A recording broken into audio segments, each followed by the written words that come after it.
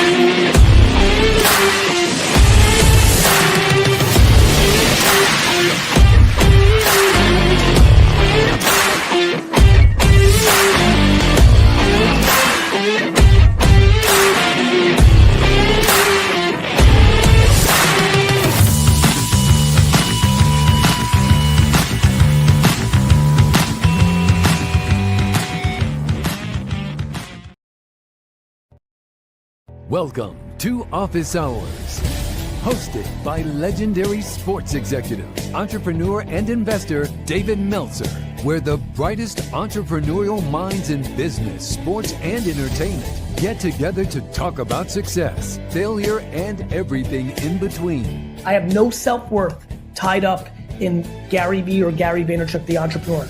My self-worth is fully and utterly 100% attached to how I treat human beings. I think love is the answer to everything as well. Love and compassion and justice and fairness, and which are all aspects of love. The most important question anybody can ask is, what would I do and love every day, even if I were failing? Take a deep dive into the mind of some of the world's most impactful guests. And the reality is, life here on Earth is very short compared to eternity, and we don't spend a lot of time thinking about eternity and what that looks like.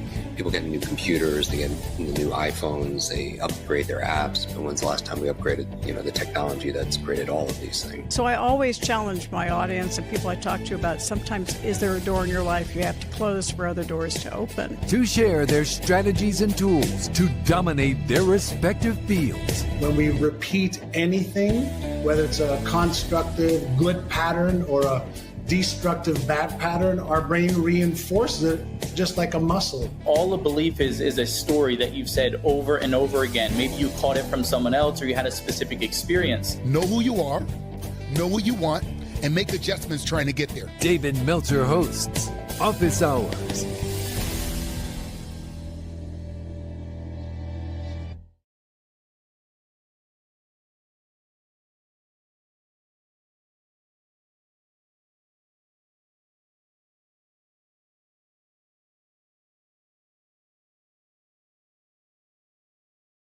Everywhere, as well as here in the Breakfast with Champions, the best room in community and clubhouse. And it would not be takeaway of the month if we did not get started with learning from the best in terms of your takeaway of the month. So why don't you kick us off? Yeah, Nick, sorry. I don't think everybody heard you on that. Anyways, welcome everybody on the webinar portion of it. We are blessed to be here. We are going to, just to repeat, we're in Atlanta. We'll be playing in a PGA thing with Virgil Herring, and then to Nashville for the Firewalk, then to Orlando for the Aspire Tour. Email us if you want to join us. We have speeches, interviews, meetups, holding court, and of course our VIP dinner series with some of the biggest and the brightest. It's a frequency and neighborhood, which we want you to join. Today's takeaway of the day, and I will start off with my takeaway of the week, of the month. It doesn't matter which one it is. And the takeaway that I had was an understanding of the reconciliation of the human experience with the infinite. And somebody had asked me about where they were at. And the takeaway was that we need to not only understand the human experience itself the incremental time that we get within the time that heart starts and the time it stops, this 24-hour period, which is very critical in understanding the human experience, the non-negotiable behavior, non-circumstantial, hybrid negotiable, and then negotiable behaviors that exist in it.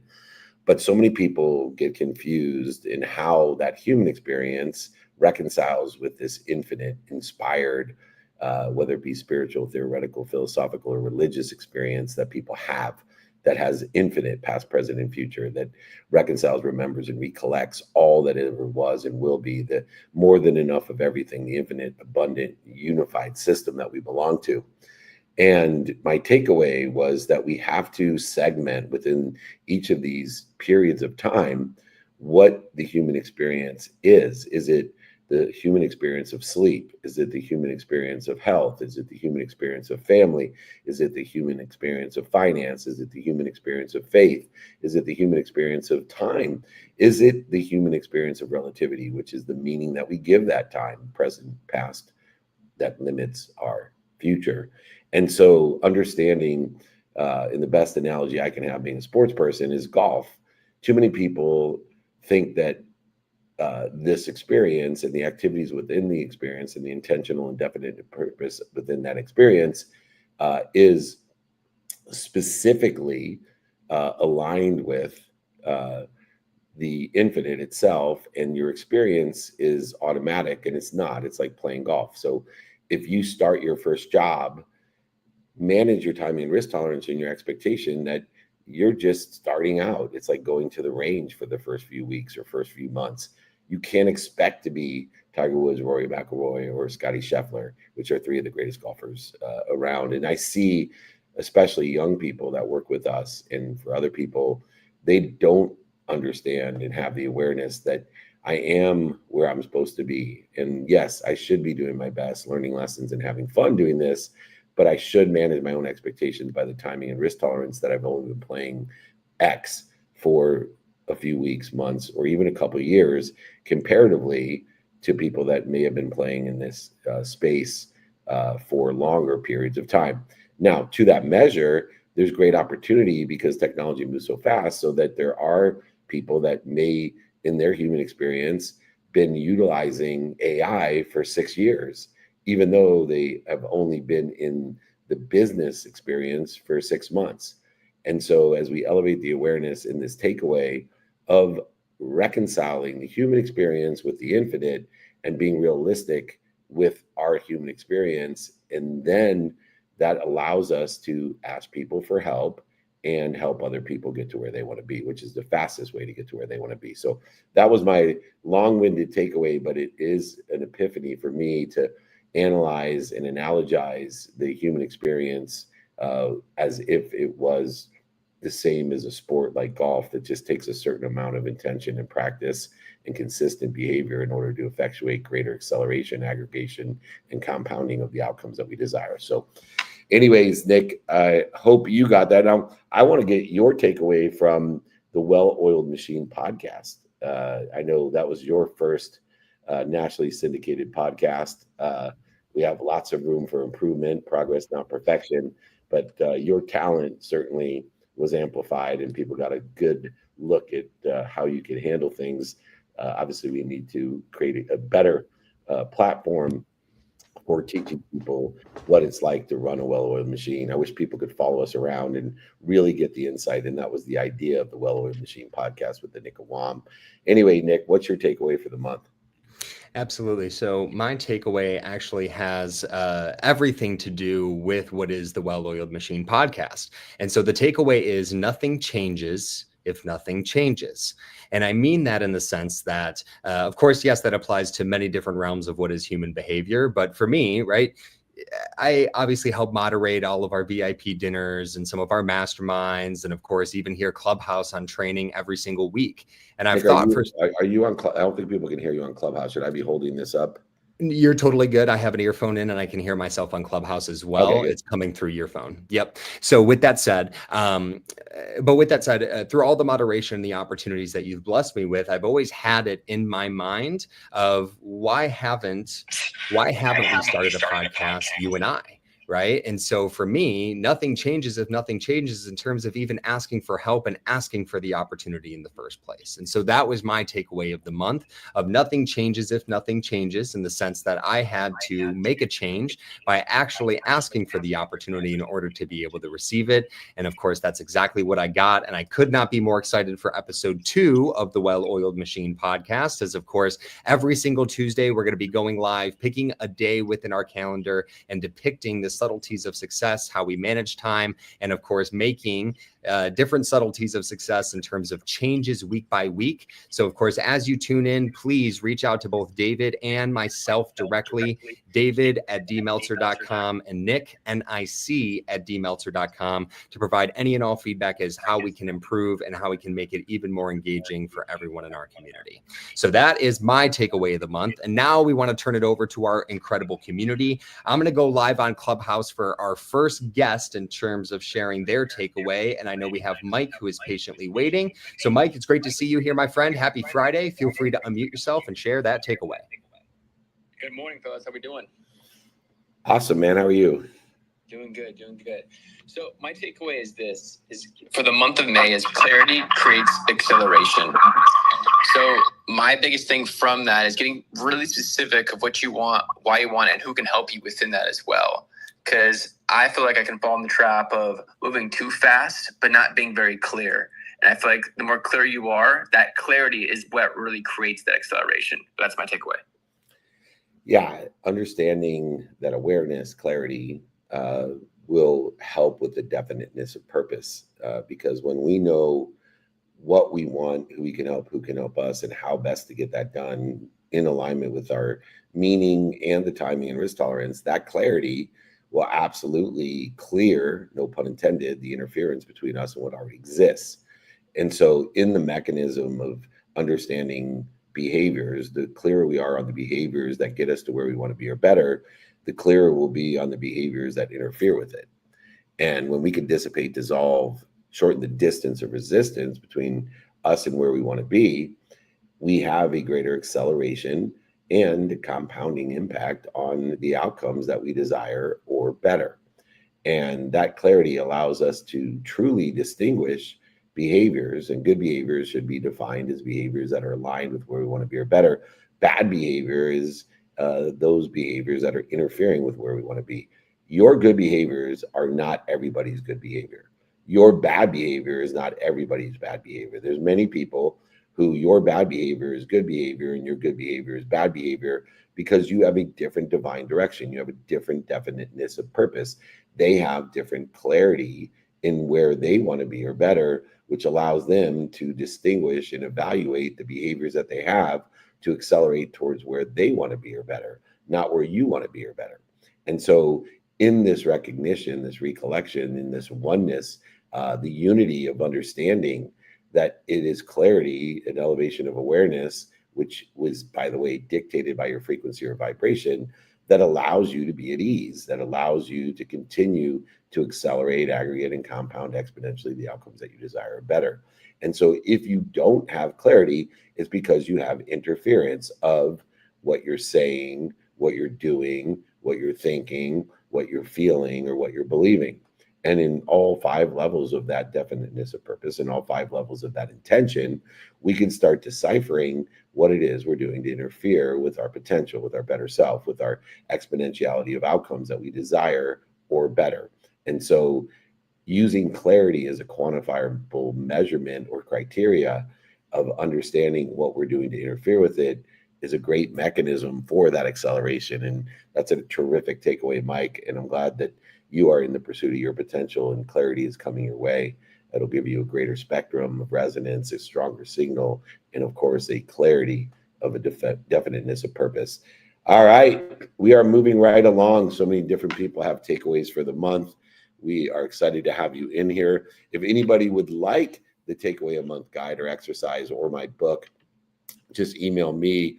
If you haven't joined our private group, you definitely want to get the information on that. We are in 200 cities a year in person, as well as virtually every Monday to help one another, know people help one another. I help personally every Monday with not only answering questions, but also making introductions. So please join our private group. Nick of WOM, the well-oiled machine superstar, who's up next with their takeaway of May. Absolutely. I'm going to actually switch it up here, and we're going to take a takeaway from online, and then we'll come back here live on Clubhouse. So once again, just taking a takeaway online, and then we'll come back live here in the Breakfast with Champions for Clubhouse. And this takeaway is coming from Camille, and I would love to hear your thoughts on this, David. She says, my takeaway of the month for the month of May is that there's nothing that is as bad as it looks. I'm practicing to silence my inner critic and truly taking action. So thank you so much, Camille, for sharing with us. And David would love to hear a few thoughts as it pertains to Camille's takeaway. Yeah, the takeaway of May is understanding that the understanding of nothing is as bad as it looks. I, first of all, changed that to nothing.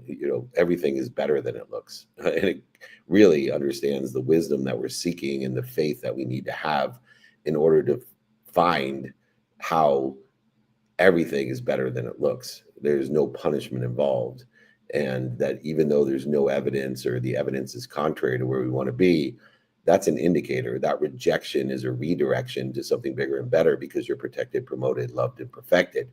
And so there's a combination of seeking wisdom that makes things better, but it also is having faith that you're protected, promoted, loved, and perfected by an omniscient, all-powerful, infinite source that's protecting you at all times. So this rejection or the evidence that's not there or contrary to where you want to be is actually a good thing.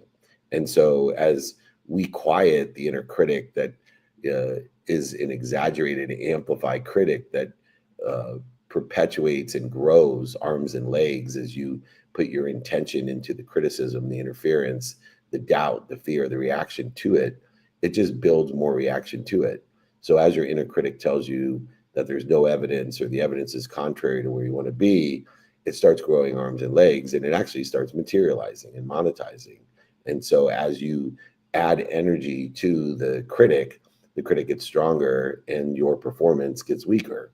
And so we need to silence the inner critic when it appears there's no evidence or the evidence is contrary to where we want to be, by looking and seeking wisdom, by asking for help, by finding the light, the love, and the lessons, by forgiving ourselves for the mistakes, setbacks, and failures, and focusing in on the redirection of where we should be or better by learning those lessons and moving forward in a positive manner.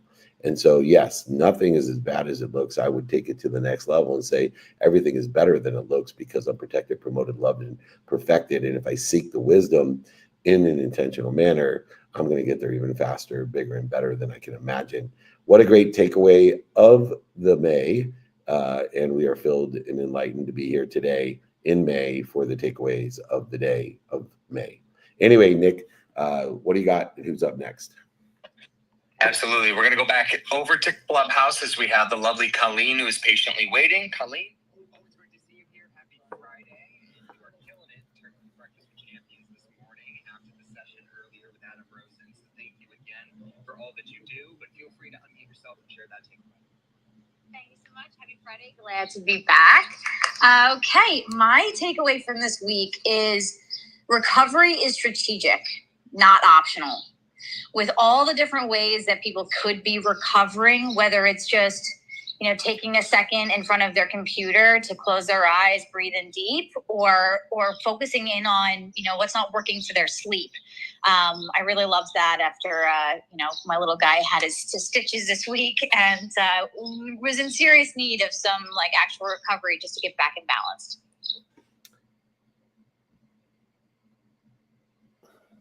What a great takeaway.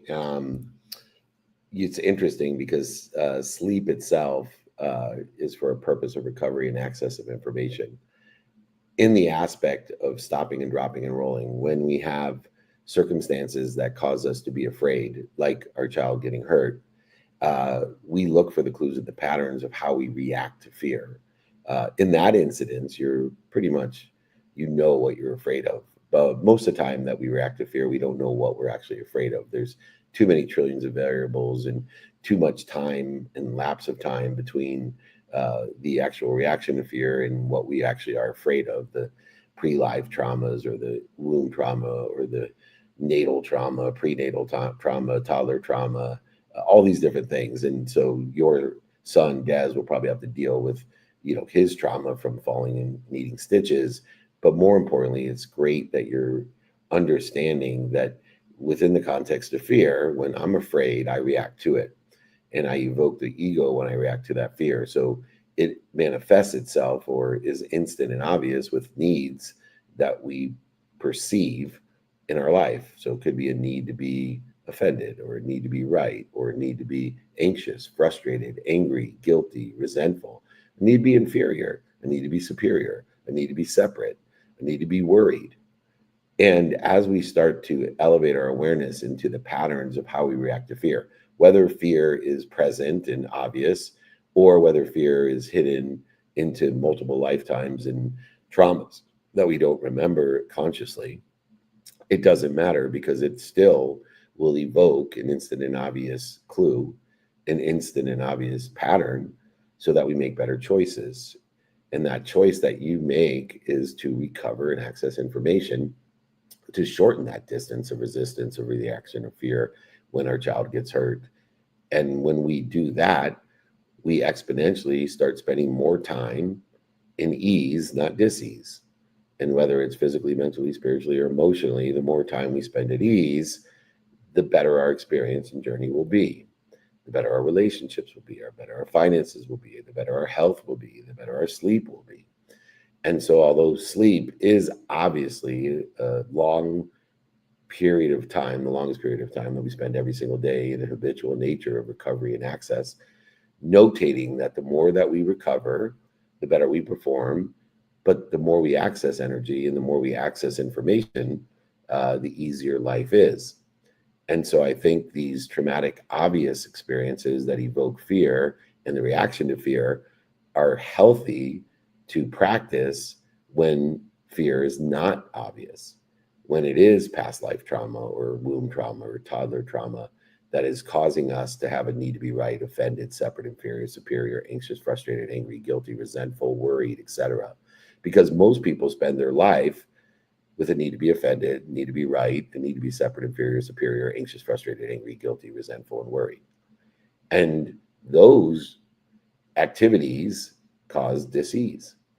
And dis-ease cause us to accelerate in the wrong direction, or at least interfere with us moving in the right direction. It interferes with our acceleration, our aggregation. It accelerates the interference of the exponentiality that an expanding universe that's infinite and abundant, that is whole, it creates those separations, and we don't get to where we want to be or better when we want to be there or better in the divine direction. We stick into detours, not divine detours. So we stick into rejection, not redirection. And then we have, of course, the divine time, which allows us to be at ease. When we truly have an apparent and obvious acknowledgement that everything comes at the right place at the perfect time, unprotected, promoted, loved, and perfected, things get easy and it dissipates the dis-easy. And I personally am sorry that you had that struggle and that fear, but at least you're not wasting the struggle or the fear, that you're learning about how do I recover from fear, from the reaction to fear, and how do I access the infinite information and energy that's available to me so I make the most of it by dissipating the amount of dis-ease and putting myself and, by the way, my child at ease. What a great lesson. I'm sorry it had to come that way, but I appreciate the fact that you didn't waste that struggle. So many parents have and will continue to do. So thank you, Colleen, for your vulnerability and sharing that incident with us. Thank you. All right. Remember, everyone, if you want the information, books, guides, exercises, you got to join our private group, please, david@dmeltzer.com. We'd love to have you. All right, Nick of WAM, what's going on? Absolutely. We are about halfway through what is the second quarter here of this incredible Friday training. And our next friend to share their takeaway of the month is we have Tracy here, who's been patiently waiting. So Tracy, it's great to see you. Happy Friday. Feel free to unmute yourself and share away. Thanks so much for joining us.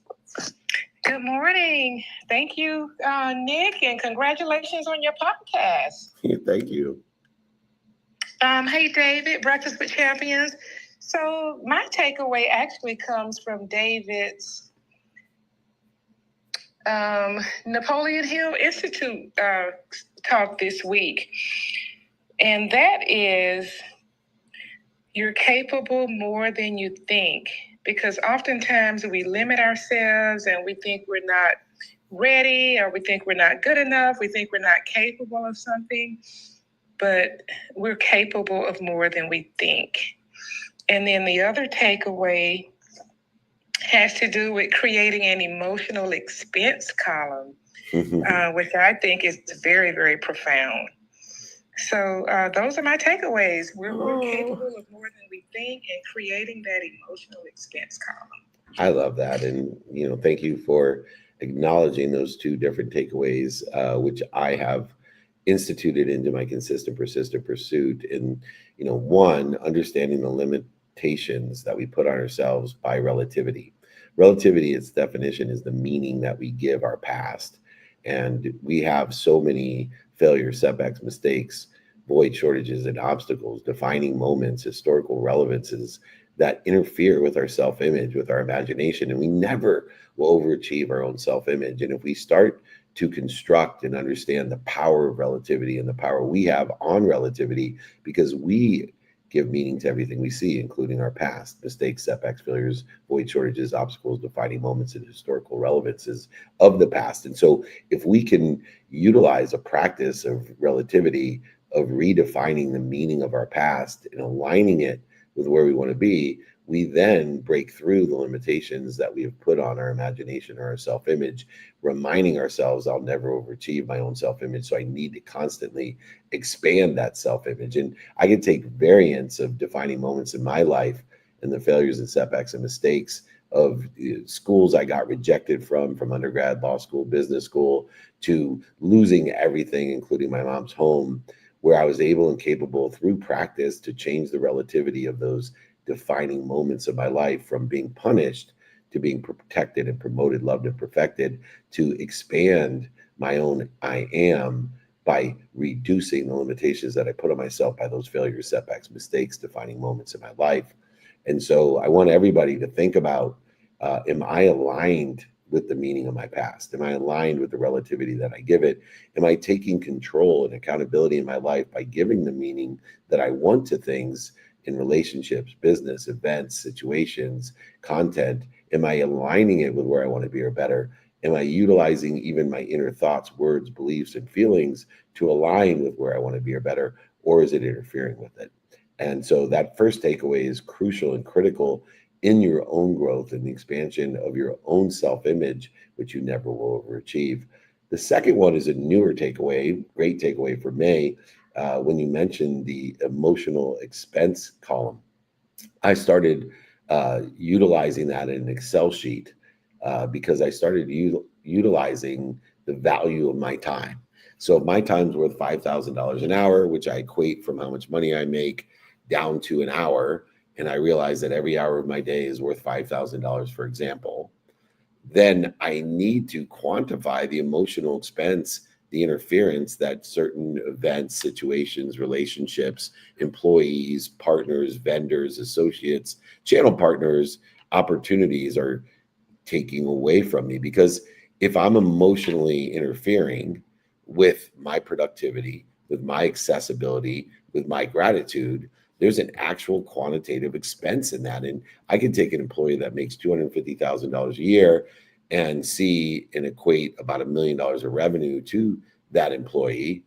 But if they're creating an emotional interference between me and them, me and my partners, my vendors, my associates, my employees, my family, and I can actually look and see how much time I'm spending emotionally interfering with where I want to be. So for example, if it's every day, then I know it's costing me $150,000 a month. If it's an hour a day that I'm worried, anxious, frustrated, angry, guilty, separate, inferior, superior because of this employee, even though they make me $750,000, they're losing me $150,000 times 12.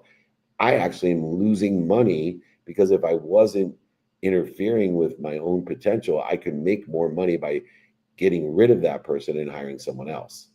And so I think it's important for the things that we spend the most time on that have an emotional expense to be very clear, number one, on the quantitative value of every hour that we spend, whether it's $5, $50, $500, or $5,000 an hour, but also to create these columns, not for everything that we do, but for all of your most intimate relationships, events, and situations. If, for example, the way you're working out causes an emotional expense, or the way you're dieting causes an emotional expense, the emotional expense may be greater than the actual outcome or the purpose of what you're doing.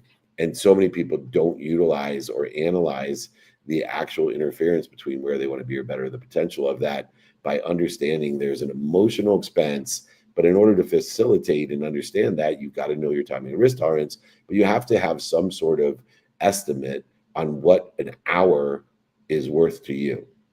And then equate that back to when you're interfering with that, how much money is it actually costing you? And then you can learn to prioritize what's important to you in the relativity of the person, place, thing, situation, the association you have to it, which includes the meaning of relativity. And then, of course, the actual feeding that occurs from that person, place, thing, situation, or event versus the emotional expense of interfering with that. It's a great analysis, not to be used with everything in your life, but the most prominent things in your life that you spend the most time with. It's definitely worth understanding that emotional expense column. Thank you very, very much for elevating both of those lessons in the takeaway of May. And we are right at halftime, Nick of WOM, the Well-Oiled Machine. I want to remind everyone we're going to be in Nashville. I'm going to be at the PGA event tomorrow with the amazing Virgil Herring, PGA Pro of the Pros, then to Bucky O'Neill's Firewalk in Nashville, then to Orlando for the Aspire Tour. Headliners like David Goggins, Barbara Corcoran, Tim Story, myself, Eddie Wilson, etc. will all be there, rocking and rolling for the biggest and the best business tour that we love to be on once a month. We're blessed to be a part of that family. Come to the meetups, the diamond lunches, the VIP dinners, the holding courts, the speeches, the interviews, all at every event, 200 cities a year. So if you're around Georgia, Nashville, or Orlando, that's where we're going to be in the next few days. So come and join us, david@dmeltzer.com. If you want to be alerted to that, join our group.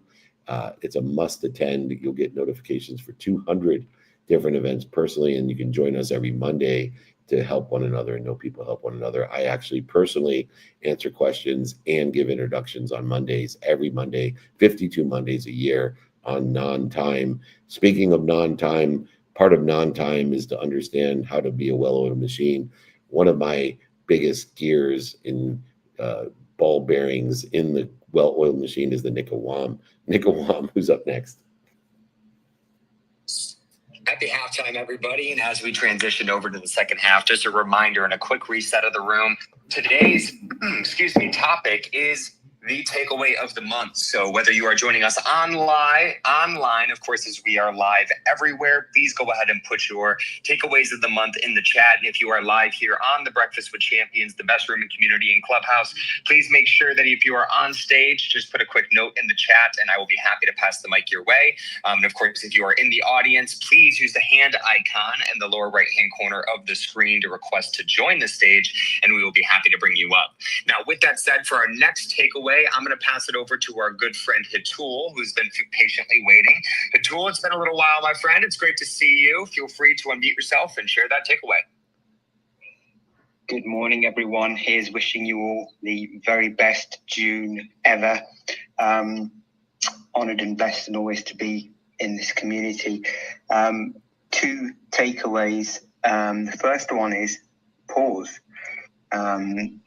The words that came to me, I'm just reading some notes I made, is that the silence is where the magic is, and the heart, mind, and soul thrive on and through silence. And this links to something that's, I think I may have shared in another takeaway of the month, is less words, more meaning. I think I look back at myself and blessed to have unlearned and grown is my understanding of my progress. And definitely I had to have the last word, need to feel validated. And now I'm, with God's grace, getting out of the way more So a few link things there, perhaps. And the second one is to not force. Sorry if you can hear kids playing in the background. Not my kids. Is not to force things. And I've found I'm doing this more to my benefit. And where I get friction or resistance, there's something I'm trying to do actually today, and I keep getting resistance and I put it down. So when it feels like metal grinding against metal, which is very unlike Nick, our well-oiled machine, stop revving the engine, and perfect way to hand over to David is to stop, drop, and roll. Thank you. Yeah, it's amazing, Atul, and thank you so much for sharing the idea of the pause of silence. And, you know, I study the Tao every day. There's 81 verses of the Tao. The Tao means the way. I study it through Dr. Wayne Dyer, whose actual name means light the way. And so understanding the Tao, the way, is understanding that there's both silence and activity. And they work hand in hand. And I think sometimes there's a misnomer, misunderstanding of silence, that I don't believe it's in your best interest in the human experience to go up into the Ganja Mountains and meditate for 6 years. I just think that type of activity is better suited for the infinite, not the human experience. I do think that silence is necessary a minimum amount of time every day. So whether that be meditation or other forms of meditation, vacationing, activities, movement, balance, stretching, reading, listening, all of these different activities are within the context of the Tao, in the context of silence. It is much easier to receive when you're silent. And unfortunately, human nature doesn't like to receive. They feel bad, whatever reason it is. Human nature feels bad when they receive. They don't realize how much they're cheating other people. And I'm not just talking in the silent sense, I'm talking in the actual infinite loop of giving sense. That if we can reconstruct our energy and remind ourselves, stop cheating people.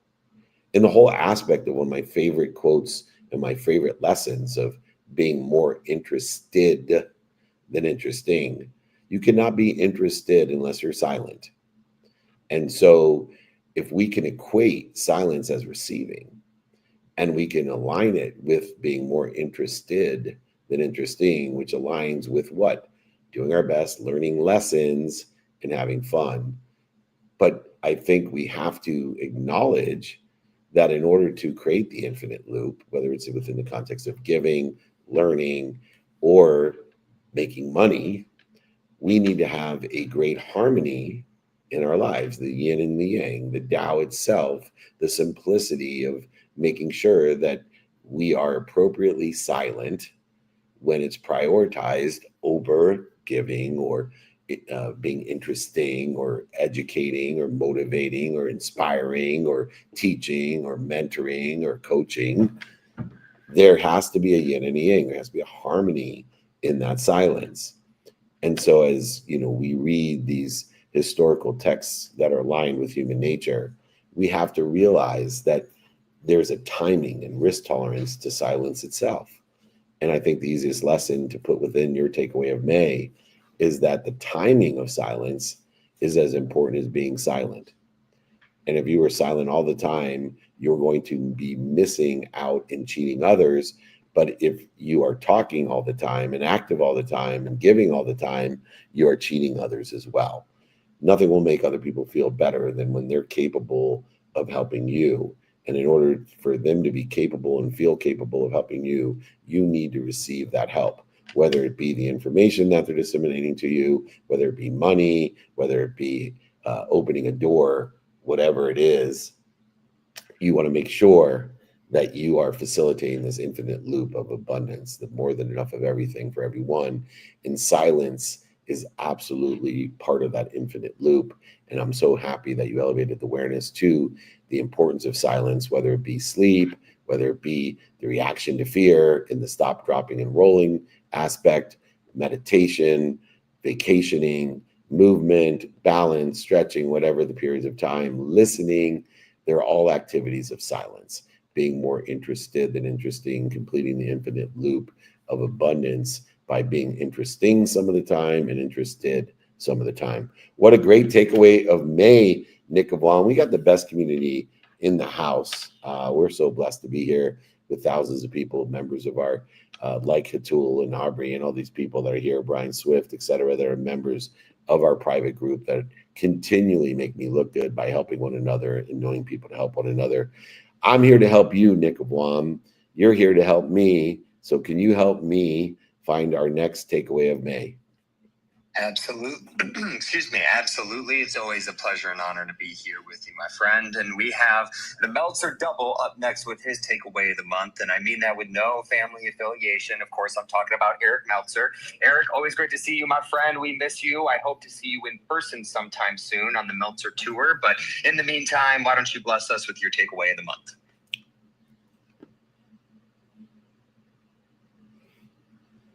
Eric Meltzer, unmute yourself. I was going to say, I see him unmuted, but I couldn't hear him. Eric, if you want to try that one more time. Interesting. Okay, well, we are going to go ahead and pass it over. Let's see, we got Jackie G here, who's joining us, of course, I believe from the other side of the world. So, Jackie, thank you for always tuning in. Can you share your takeaway of the month with us? I'm over too. All right, we're going over to, we have Jolanta, who is patiently waiting. Can you go ahead and unmute yourself to share your takeaway of the month as well? Yes, I can. Thanks so much. Hey, it's great to hear you, David, as always, on the stage. And I really liked when you talked about the expense.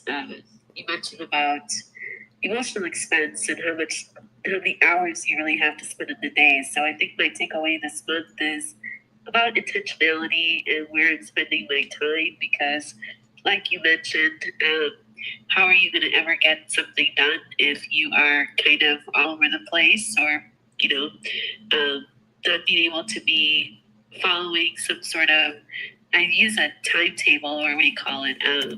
Not timetable, but I do use a calendar and I do use a scheduling tool, but I'm very intentional about where I'm spending my time. So I think, if you're always spending your energy, if you're not getting your workouts in, or how are you able to elevate yourself while you're still trying to figure out a way of, if you have a business, or if you don't have a business, or like where do you spend your energy, your money, those types of things. So that's kind of the season I'm in as well. So thanks so much, David, for sharing that. I think that's a really great an emotional expense. That's pretty cool. I'm gonna have to try that exercise myself.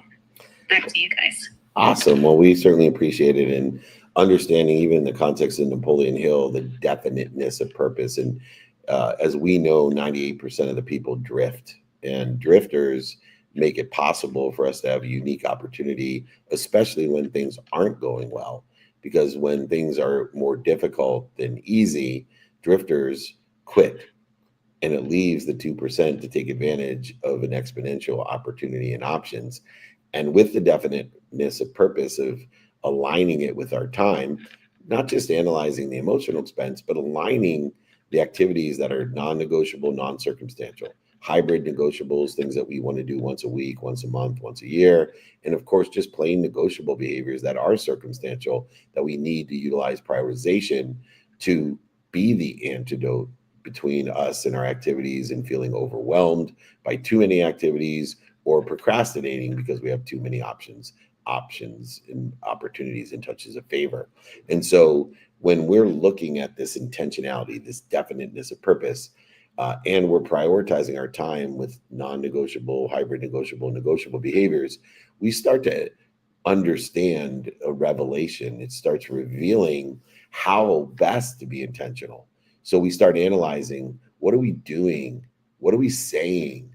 What are we thinking? What are we feeling? What are we believing? And if any of those different 5 levels of intention are not aligned, but yet interfering with where we want to be or better, we can then make those adjustments in the form of relativity or meaning.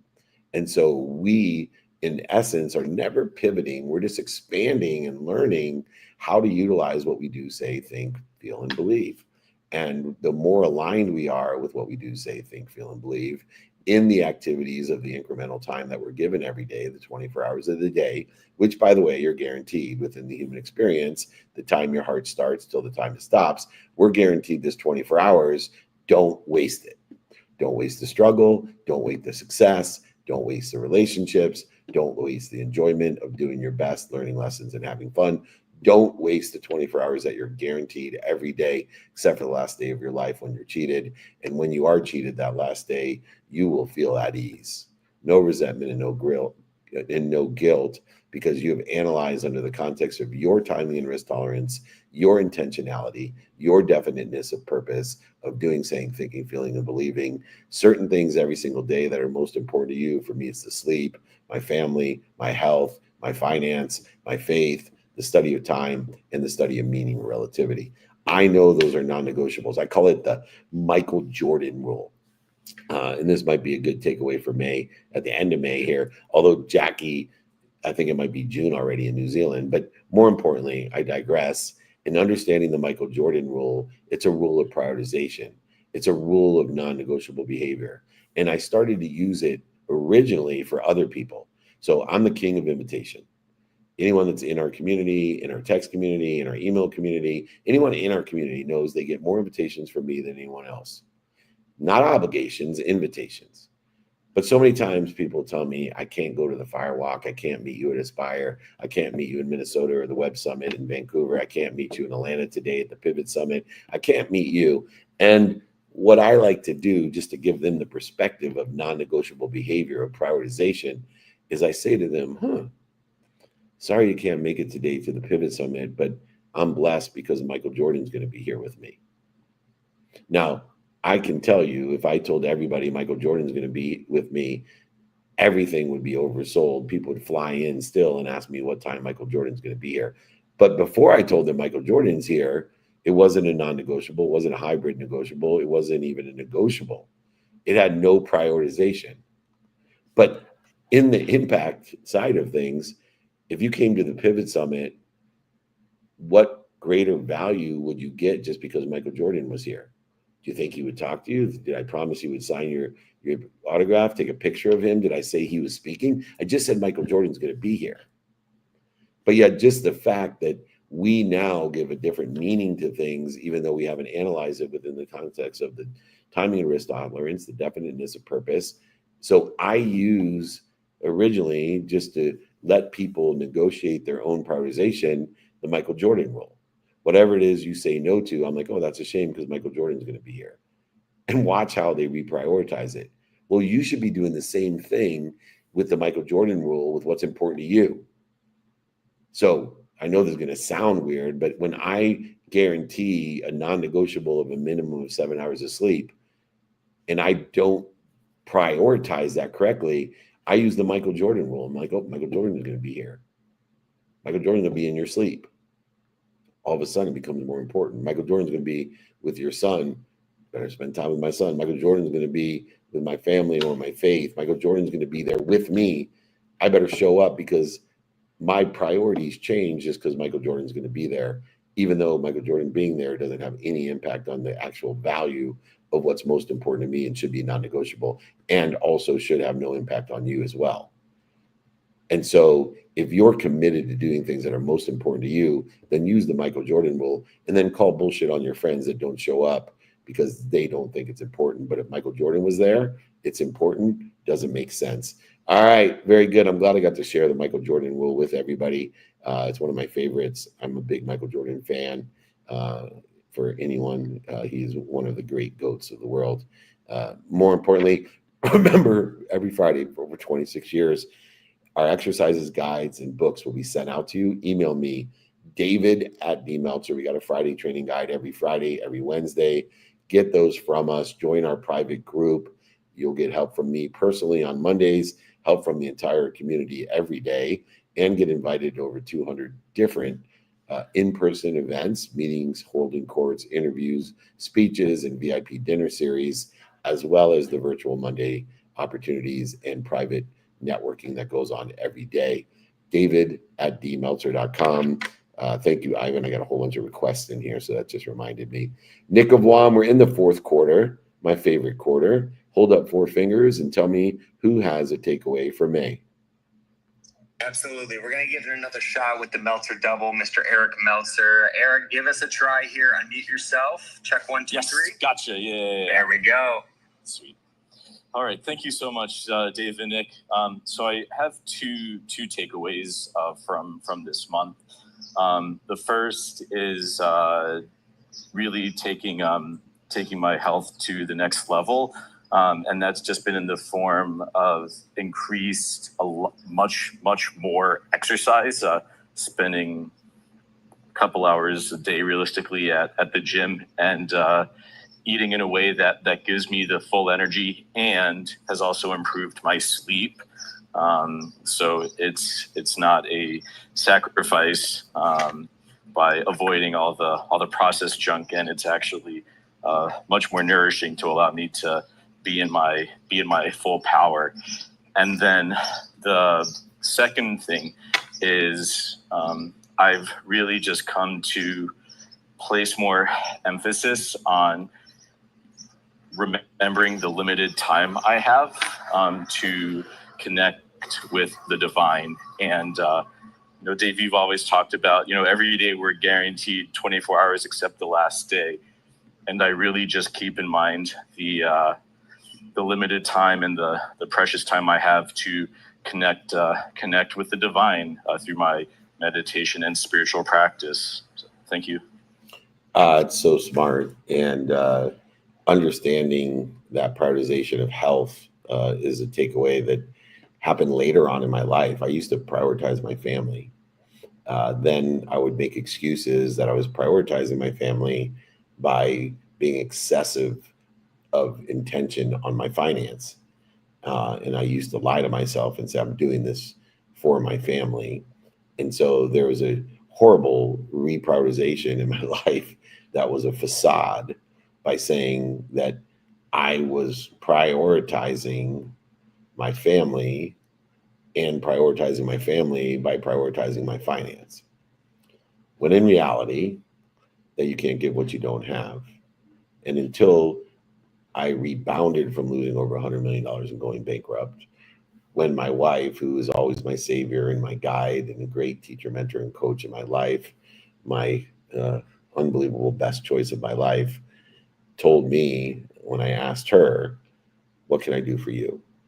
I know I put you through a lot of struggle and you've stuck with me and we are back. What can I do for you? And she said, take care of yourself. I know you want to take care of everybody else, but if you don't take care of yourself, you're not going to be here to take care of anybody else. And that broke the chain, the facade that so many people live within, which is I prioritize my family first.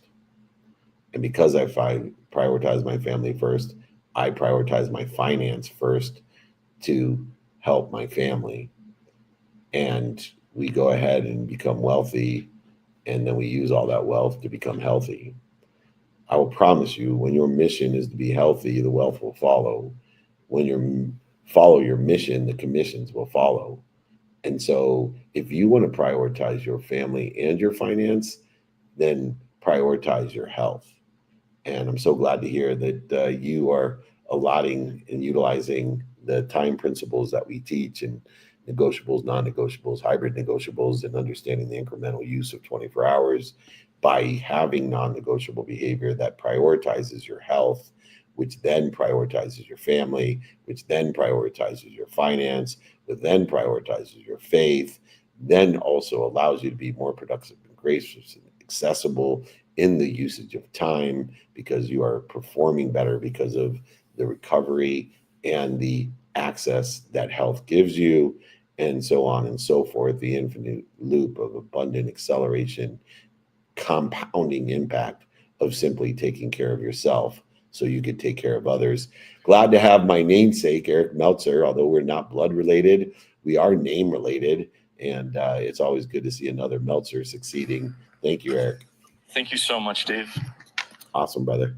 All right, Wammer, we got 8 minutes. What do you think? Absolutely. We got time for at least 2 more takeaways. Oh, you don't know. What are my answers? What are my answers? 8 minutes, and you only have time for one. I like to live in the world of more more than enough. What if I want we're 8 blessed with people? 2 here. What if I do 8 and only answer 1 man? I'll F with you. Don't limit me. That's all I ask. It all starts with the next one, which is going to be your 2 favorite letters of the alphabet. And that's GG. GG, great to see you as always. Feel free to unmute yourself and carry us on. Hello. So I have 2 takeaways for this month. Can you sound like Count Dracula when you say him? Say, takeaway 1, takeaway 2. I can try to sound like Go ahead. I'm a Sesame Street I fan. will practice that for you. Okay, thank you. So one is thank you for you, David, and everything you are teaching me. And the second one is there are 2 choices. You are humble or you're about to be. Uh-huh. And I'm looking at myself compared to last year. And last year I was like, I know how to do all of this. I'm so smart and all of that. And I'm like, I have so much to learn. So I'm so grateful for your patience and for everyone in the team. But yeah, that's my takeaway. It's been huge. And it's ripples in every aspect of my life. So thank you again. That is actually my favorite lifetime takeaway. I have so many, like, be kind to your future self and do more deeds, or be more interested than interesting. But the lesson, the takeaway that resonated most with me was given to me from Eric Weir's mom, who said, you're either humble or you're about to be. And as silly as it sounds, I promise you, anyone that looks back a year as an incremental use of time, as a milestone of quantitative analysis, if everyone truly looks back a year, I think your takeaway would be, I'm either humble or I'm about to be. Wow, I really thought I knew what I didn't know. Oh, I really thought I could handle this and I couldn't. Oh, I diminished my faith or didn't have as much faith as I thought, or wisdom that I thought. Because in a mathematical sense, there's trillions and trillions and trillions and gazillions of variables. How the F do you think you can know anything that you know? The only thing I do know is that there's one certainty of tomorrow. I got 24 hours to figure this shit out. And so for me, time is a love language. Time is a framework. The reconciliation of the man-made human experience constructs that exist within the 24 hours comparatively to that humility, the human experience and tranquil mindset or perception of the infinite time of past, present, and future, the infinite time that we can't fathom, that creates no evidence or evidence contrary to who we want to be. When we start to look at things in the perspective of the infinite time, we lose the certainty of the 24 hours, which creates humility. And we constantly should be reminding ourselves, when we're grateful in the morning and at night, we should constantly be reminding ourselves, I'm either humble or I'm about to be. And so fighting for that humility, that tranquility of the human experience in order to elevate our awareness and have faith, knowing that we're humble, knowing that we don't know what we don't know, and utilizing that ignorant humility, not ignorant arrogance, where we pretend to know because we're either afraid for ourselves or afraid for others, especially when we use that arrogance to protect other people that we care more about or are more afraid of than we are for ourselves. So in the construct, remind ourselves to be thankful every day in the morning and at night, but also remind yourself in all circumstances that are relative or reconciled to the infinite time zone, that you are either humble in those trillions and gazillions of variables, or I promise you, you're about to be. Thank you, Gigi, for elevating that great takeaway of May. Also, the greatest takeaway of my life. I appreciate her. She is the producer of all of our shows. Gigi is her name. She is like Count Dracula. 1, 2, 3. Thank you so much for being with us. All right. Nick of Wam, you may have been right, because we got 4 minutes left. I took half of the 8 minutes, which equates to, as a mathematician, 1 more person.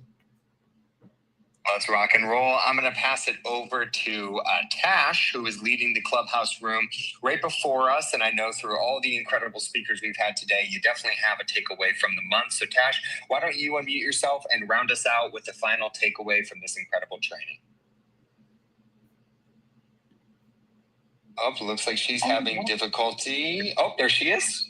Oh yeah, sorry, that took me by surprise. Thank you, Nick. I was working in the background and I had it on a very low volume, so my apologies. I hope I will be sort of speaking to regarding what you've been speaking about. So hopefully I don't veer off so too far away. But the takeaway for me has been it's just a personal one. To be honest, I did share. It was our wedding anniversary on Wednesday. 19 years married to my husband. We've got 2 children. So the main takeaway from this is it doesn't feel like everyone is shocked. 19 years you've been married. That's amazing. How did you do it? And for us, we reminisced and just looking back at how far we've come. It doesn't feel like this long, but so grateful. Like, God, thank you so much for putting us here. Thank you so much that we can be role models to other people who are wondering how did it become. In fact, an hour ago, I had an emergency, a marital emergency for one of our neighbors. And that kind of put us to the test as well. Like, wow, let's share our journey. Nothing is perfect, but it's a lot of, compromise, a lot of love, a lot of just, you're with somebody that you're very, very different sexes, different backgrounds, different all sorts. So apart from God, there's nothing else can work. So thank you, David, for always bringing some amazing segments. I'm always blessed from all the way in the UK across the pond. Have a fantastic weekend, guys. Oh, you too. And thank you. I live in that same journey, as you probably heard faintly in the background while you were working, of the significance of my wife and being married almost 28 years and knowing her for so long, for 48 years, knowing my wife and not dating her that whole time, by the way, but we were and have been married for almost 28 years.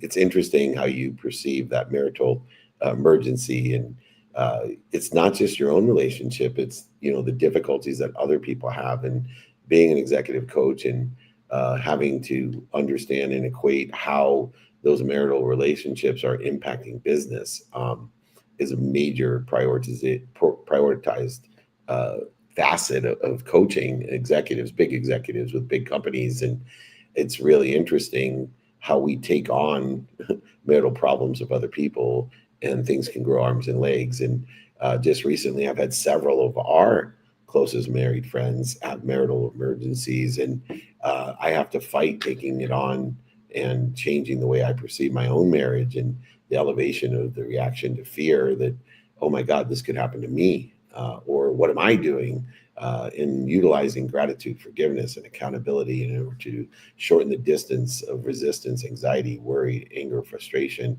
that exists not just within my own marriage, but now taking on other people's marriage and those marital emergencies. So I will tell you, like you, my relationship with God is the most important relationship, but part of that relationship with God is the relationship with my wife, who has saved my life. And so happy anniversary. God bless everyone. We are exactly on the dot, ready to go. Please email me, everyone, david@dmeltzer.com, exercises, guides, books. Join our private group. You'll be invited to over 200 live events, and every Monday have access to me to answer questions and make introductions personally. Every day the neighborhood helps one another and knows people that will help one another. Thousands of people in our neighborhood, thousands of people in our group.